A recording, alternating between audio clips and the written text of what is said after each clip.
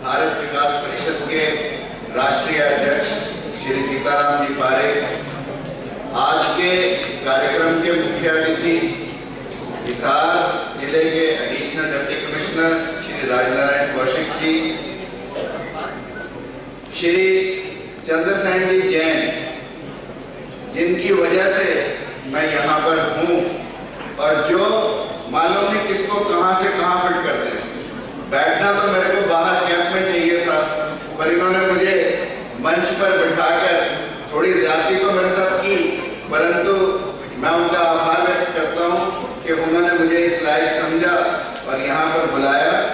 श्री चंद्र Prakash ji Ahuja, doctor Ramesh ji Agarwal, madam Avinash जी, श्री सुरेंद्र लोहरिया जी और इस शाखा के अध्यक्ष श्री आर जी गोयल जी, मेरे डॉक्टर साथी जो सुबह से इस कैंप को कामयाब बनाने में लगे, हिसार के सभी गणमान्य व्यक्तिगण और मातृशक्ति एवं प्यारे बच्चों, आज समय बदल रहा है। ऐसा कहा जाता है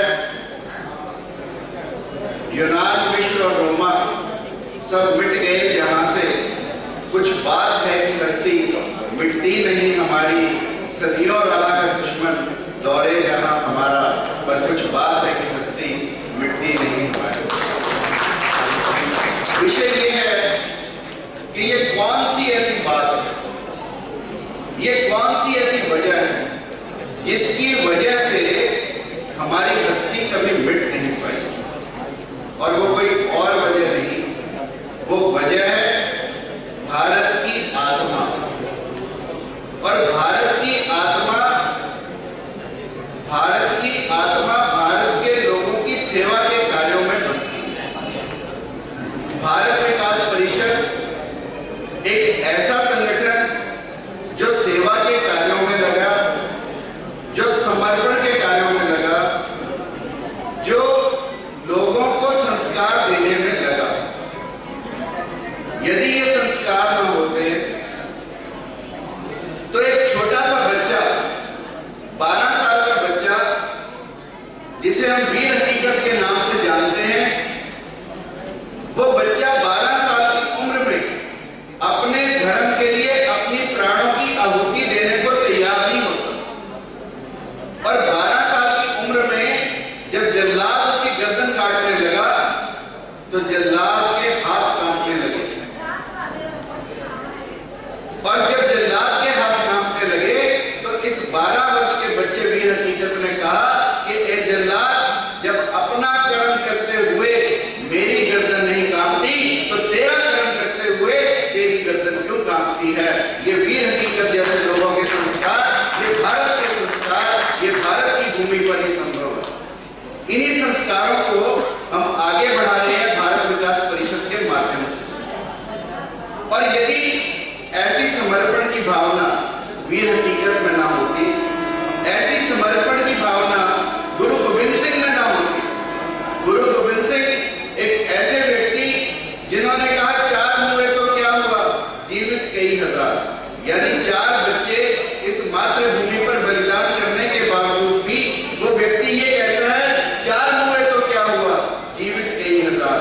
ऐसा गुरु गोविंद सिंह जी, जिन्होंने 9 वर्ष की आयु में अपने पिता को बलिदान देने के लिए प्रेरित किया, ये केवल भारत की भूमि पर हो सकता है, ये संस्कारों के माध्यम से हो सकता है, ये समर्पण के माध्यम से हो सकता है। अन्यथा ये संभव नहीं कि एक 9 वर्ष का बालक जब धर्म खतरे में हो और धर्म पर कुर्बानी देने की बात आए, और किसी ऐसे व्यक्ति की कुर्बानी देने की बात आए कि जिसकी कुर्बानी से पूरा हिंदुस्तान जगे, तो ऐसा बालक अपने पिता को कहता है कि पिताजी, आपसे उपयुक्त बलिदान किसका हो सकता है। ये भारत की भूमि पर ही संभव है। दोस्तों, इस भारत की भूमि पर प्रहलाद भक्त जैसे व्यक्ति, एक संस्कारित बालक जिसने अपने पिता से लोहा लिया, जिसके पिता को सारा विश्व, जिसके पिता के आगे नतमस्तक था, उस पिता से लोहा लेने वाला खुद का बच्चा केवल मां द्वारा दिए गए संस्कारों के कारण ही ये संभव हुआ। और इसी प्रहलाद की भूमि पर राजा पोरस हुए, जिस राजा पोरस ने सिकंदर से लोहा लिया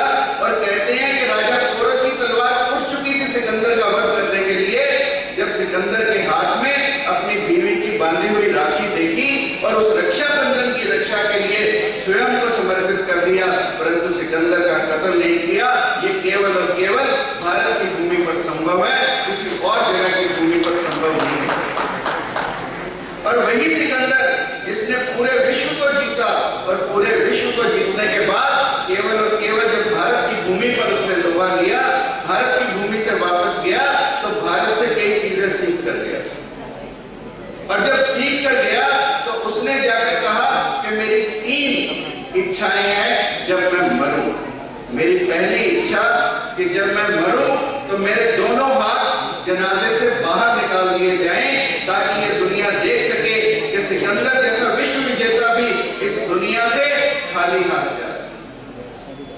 वहां पर भारत के एक ऋषि भी खड़े, उन्होंने कहा मेरी भी इच्छा है कि सिकंदर ने तो कहा मेरे दोनों हाथ निकाल दिए जाएं, परंतु मेरी भी एक इच्छा है कि जनाजा जब मेरा भी ले जाया जाए तो हाथ तो मेरे भी दोनों बाहर निकाले जाएं, परंतु मेरा एक हाथ सफेद कर दिया जाए और एक हाथ काला कर दिया जाए।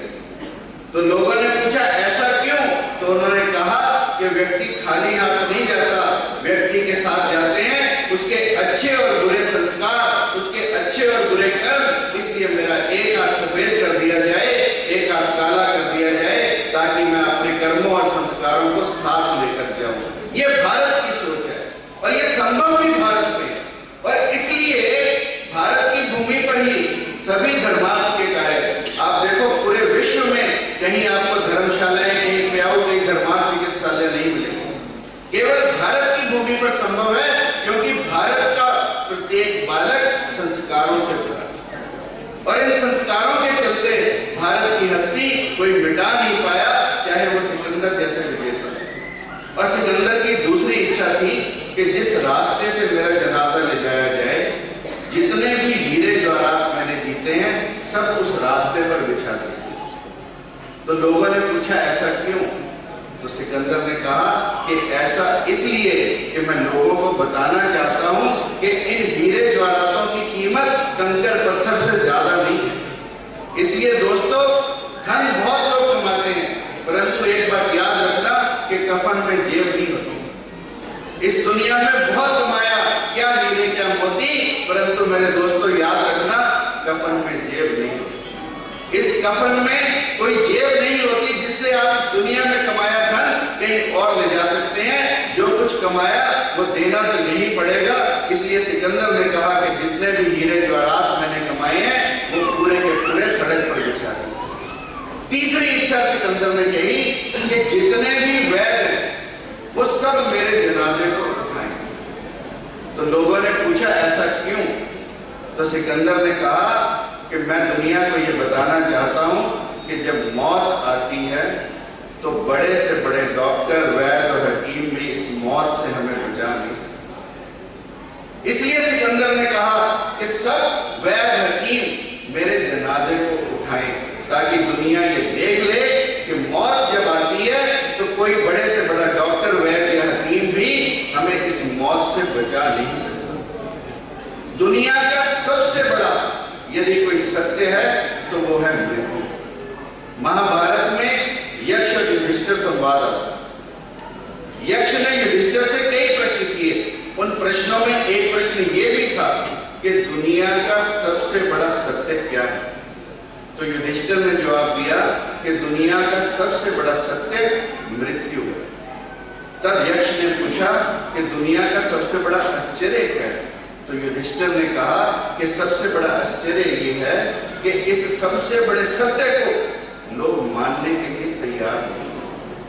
ये सबसे बड़ा आश्चर्य है कि मृत्यु को कोई मानने के लिए तैयार नहीं है। और जब जब हम मृत्यु को भूलते हैं तब तब हम ऐसे कार्य करते हैं जो सेवा से हटके होते हैं, जो हमारे अहंकार को पूरित करते हैं।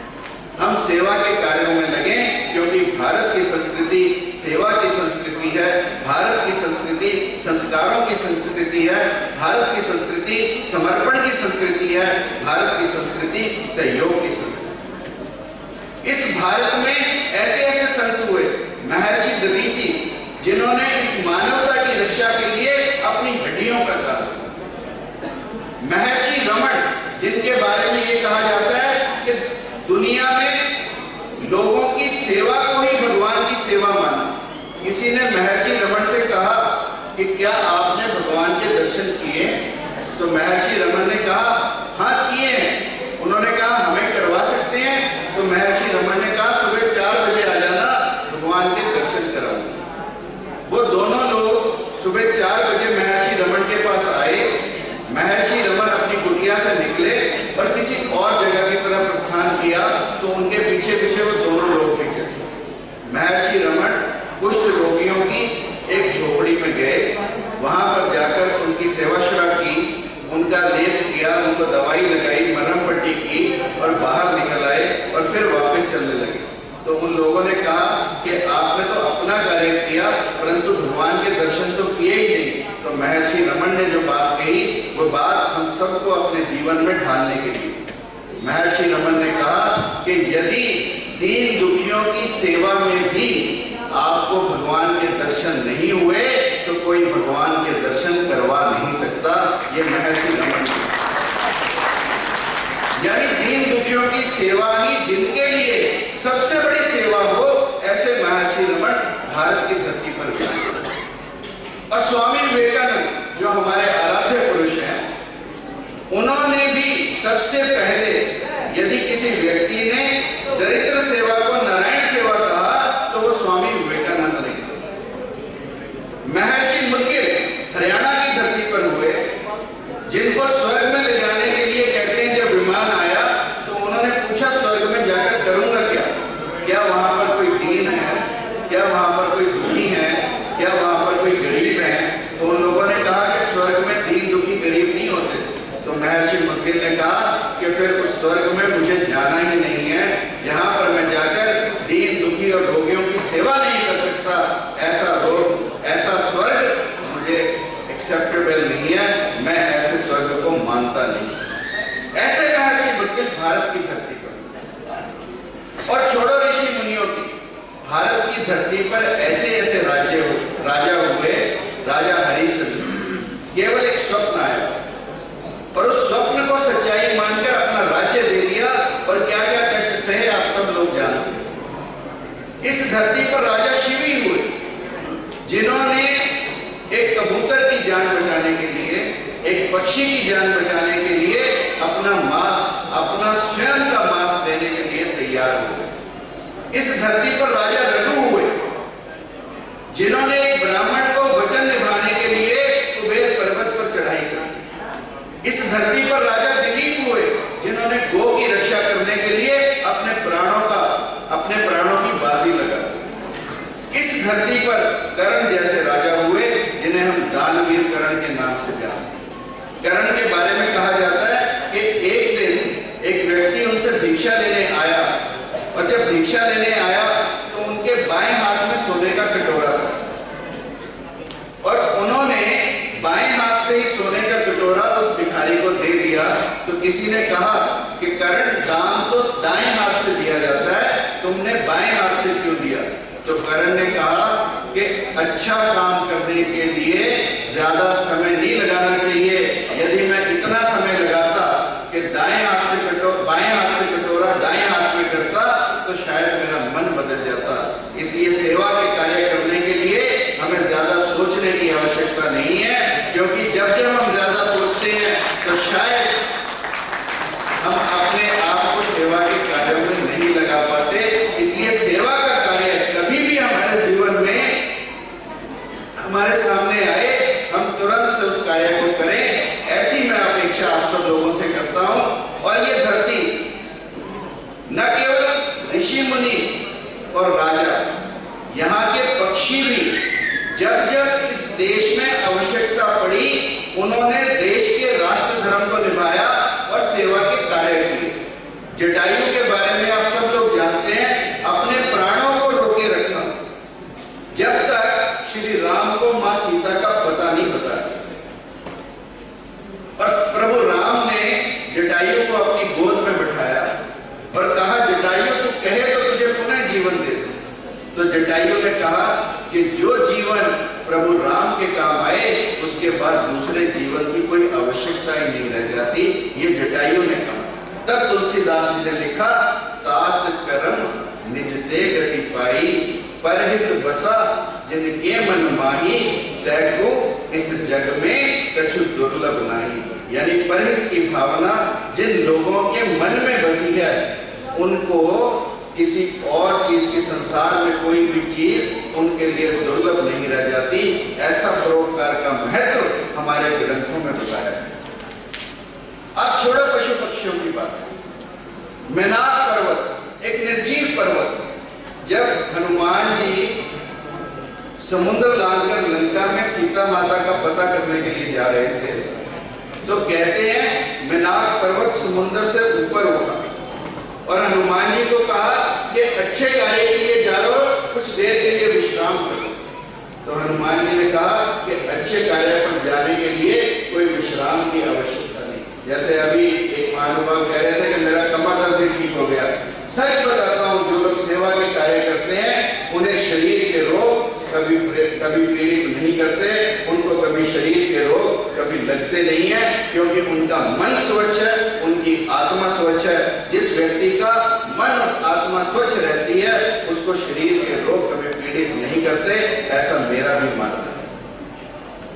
जब इस देश में यहाँ के ऋषि मुनि, यहाँ के राजा, यहाँ के पशु पक्षी, यहाँ की निर्जीव वस्तुएं भी इतना देश धर्म निभाने के लिए, इतना राष्ट्र धर्म निभाने के लिए, इतना सेवा के कार्यों को करने के लिए तत्पर रहते हैं, तो हम अगली पंक्ति में तो सब डॉक्टर्स बैठे हैं और मेरा ये मानना है कि डॉक्टर से ज्यादा सेवा के कार्य कोई करता भी नहीं। थोड़ा सा समय आज बदल रहा है, परंतु बदलते समय के बावजूद भी डॉक्टर्स इतने सेवा के कार्य करते हैं। मैं एक ऐसे संगठन से जुड़ा हूं जिसका नाम है नेशनल मेडिकोज ऑर्गेनाइजेशन। ये allopathic medical doctors, dental doctors और उनके साथ स्टूडेंट्स, इनका एक समूह है जो राष्ट्रीय स्वयंसेवक संघ से प्रेरित है। इस संगठन ने ऐसे ऐसे कार्य किए जैसे धन्वंतरी सेवा यात्रा, ये नॉर्थ ईस्ट में चलती है। जिस नॉर्थ ईस्ट के लोग अभी भारत का हिस्सा मानने को तैयार नहीं, और मेरी बात मानना, डॉक्टर्स ने सेवा के माध्यम के कार्यों से वहां की जनता में ऐसी प्रेरणा पैदा की कि वो लोग अपने आप को भारतीय कहने लगे। ये सेवा के कार्यों से हो सके, यानी स्वास्थ्य सेवा से राष्ट्र सेवा हमें कैसे मिले, ये भी अत्यंत आवश्यक है।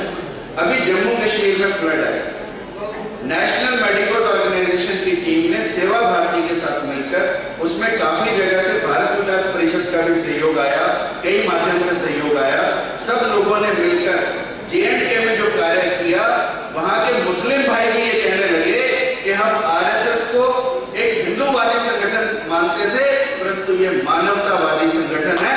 ऐसा वहां की घाटी के लोगों ने कहा, जो डॉक्टर्स ने वहां जाकर सेवा की। मानवता हमारे लिए सबसे सर्वोपरि रहे, मानवता के लिए हम कार्य करें, मानवता के लिए हम जिए, मानवता के लिए हम मरे, ऐसी मेरी कामना है। और इन्हीं शब्दों के साथ, मुझे मालूम है बहुत कार्य हैं, बहुत काम आप सब लोगों को करने हैं और इस फंक्शन के भी बहुत सारे अभी हिस्से हैं, परंतु अंतिम शब्द आप लोगों से कहना चाहता हूं, वतन की कर फिक्र ना था, वतन की कर फिक्र ना था, मुसीबत आने वाली है। तेरी बर्बादियों का जिक्र है आसमानों में, तेरी बर्बादियों का जिक्र है आसमानों में, न समझोगे तो मिट जाओगे हिंदुस्तान वालों, तुम्हारी दास्तां भी ना होगी दास्तानों में, तुम्हारी दास्तां भी ना होगी दास्तानों में। इन्हीं शब्दों के साथ आपने मुझे इतने प्यार से सुना।